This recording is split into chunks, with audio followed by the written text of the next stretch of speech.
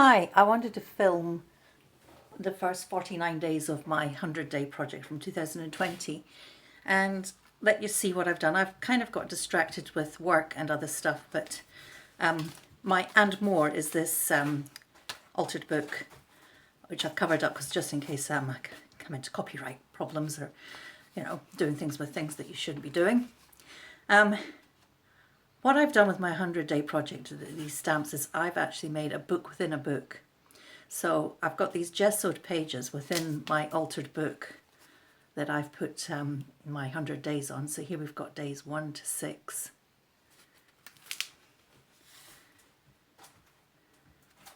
And 7 to 13.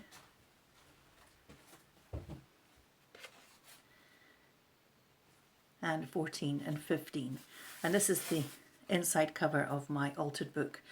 I started the altered book before I started on the 100-day project, and my book is following Robin McClendon's altered book, and it's all about travel or mail or that kind of theme. So mine was around postage stamps, which then gave me the idea for the 100-day project. So these were some of the ones that I started off with, and these are some of Robin's downloadable printables. And here I've got texture paste from a stencil, a jelly print that I'd done, and all the backgrounds all jelly printed as well. So this one's meant to be kind of like a map, like a travel map, was the idea I had here. And I did some stamps with tea bags, so then I did a tea bag and came up with the idea of tea in China, and I love tea. And then I've got another little book within a book with the rest of my stamps. So here's this little section is 16 to 49, I think it is.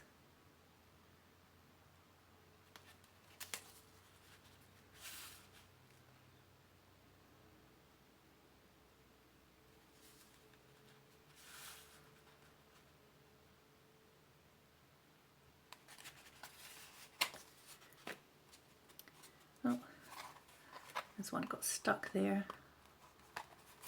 Something got stuck. And you'll see they're actually quite loose. That was on purpose. What I've done is I've made little hinges out of deli paper. I used to collect stamps when I was a kid, and you had these little tissue paper hinges so that you were making the least impact on the stamp as possible. And I liked that idea, that I would follow this through into my homemade stamps. So that's where I've got to, and I've got some more pages gessoed ready for more altered book pages, and I've actually got number 50 and 51 done. Oh no, that's up to page 48, so maybe I've got 49 and 50 done. And I do intend to make the rest of them because I've actually planned it out, and I figured that I can have another little book, or another 2 little books within a book for the stamps, and make it up to 100. So just wanted to show you where I got to, and I haven't actually abandoned the project completely. I've just stalled for a while. This little cube of loveliness is my Sew for the Soul book. If you do hashtag Sew for the Soul book, you'll see a whole load of lovely books. A project initiated by Anne Brooke, and I have just loved this process. I've made a little dangle on the front, and you can see I've done a kind of a binding here. I'll come back to that later on. My cover is just a nice bit of upholstery fabric that I've been saving for something special, and I thought this was pretty special, and then I've just bound it. So first 2 pages. I've got a little nest of threads that came off the frayed bits. This here was an applique that I was doing, you know, like a Hawaiian quilting applique. And I'd only done this bit, and I thought, well, I'm never going to get round to doing the rest of it. I might as well use it. So this was my circle. I think it was circle and squares or something, the prompt was. So that was my circle. We also had to have a theme fabric, and this is my theme fabric. It's actually a tea towel, and I've used bits of it here, and it had a recipe on it for making lemonade. So I've got lemonade here, and this was actually the hem of the tea towel I've used as a tie. This one here had to have a pocket, so I've got a pocket with a tag in it. Again, this was from my tea towel. This was a different tea towel, so because I was going for a blue theme, I used a blue tea towel, and actually this is yet another one that had a bit of that beige in it as well. And my friend gave me this tatting and these tiny little beads here. These beads are actually chicken bones. And since I've done this, I went vegan, so I'm not sure how I feel about that anymore. But they're kind of cute. This again was from the tea towel. I don't know why it was orange when the recipe was for lemonade, but it had oranges on it. Another friend gave me this bit of lace, and I've put a bit of orange fabric underneath it to tie it into the tea towel. This was supposed to be a page of colours you don't normally use, and there's no colours I don't normally use. I love all colours, but it had to have yo-yos on it, so that's why I used the orange with the circle. And I've got some little beads that my friend Sue gave me as well. And in the centre of the yo-yos, what I've done here is this bit of lace here had, it was a strip of lace, and it had leaves and berries. And so I've cut out the berries and just poked them in the hole and sewn them on. Got bullion stitch on the edge there. I've tried to do something on the edge of everything, you know, whether it's frayed bits or whatever. And you'll notice as well that I've not done it on batting, I've actually done it on a blanket.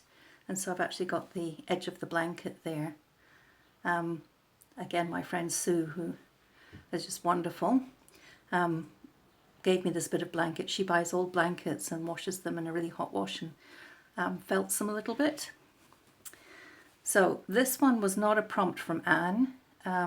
This was during lockdown, and I was just so into making this, I wanted to get on and do something else. And there was this bird on my tea towel, so I made a little nest. Again, this is just, I have a box with fancy threads in it, and I dropped it one day, and one of them just got all tangled up. So I've been putting it back in the box, and it gets more and more tangled every time. And so I made a little nest out of it. And I've got these lovely little hooks. I used to do a lot of sewing, oh, these are eyes, aren't they? They're not hooks. And I never used to use the eyes. I always used the hooks, and I always made a thread buttonhole eye. So I've got lots of these eyes, and some beads left over from something. And I made this little tassel as well. This page I just love. The theme was weaving, so I've woven a whole load of things. I've got twill tape, I've got hand-dyed fabrics, I've got batiks, I've got my lemonade recipe coming through here. This was a button off, you know, one of these spare buttons that they give you on fancier clothing. And I've done this pistol stitch, which was a new stitch to me, I think. Just love it. A little bit of ribbon embroidery. And the pegs, love the pegs. Got a nice little bit of tea-dyed tatting on the edge there as well.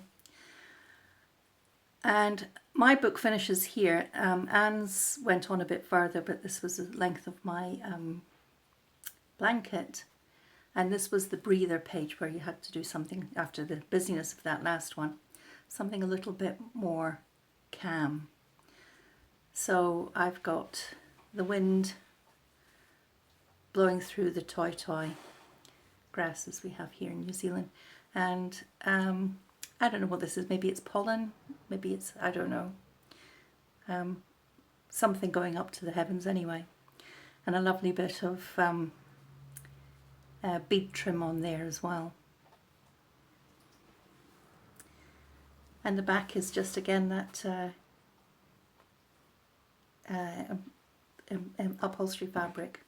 So I want to explain what I did here. If you have a look here, I've concertinaed the blanket, and initially I was going to bring the cover round the whole thing, and I'd sewn a few of them together as I was going along, and Sue said to me that she just really loved the way I was doing the binding, and I said, but it's messy, and she said, well, cover it up. So I've covered it up with, you'll see that the red fabric just goes in a little bit. And then what I've done is a faux Coptic stitch along here and here, and then cross stitched over the tie. So this tie goes all the way around. I hope all this is staying in focus for you. So anyway, that was my lovely Sew for the Soul book. Fantastic, fun project. I really loved it.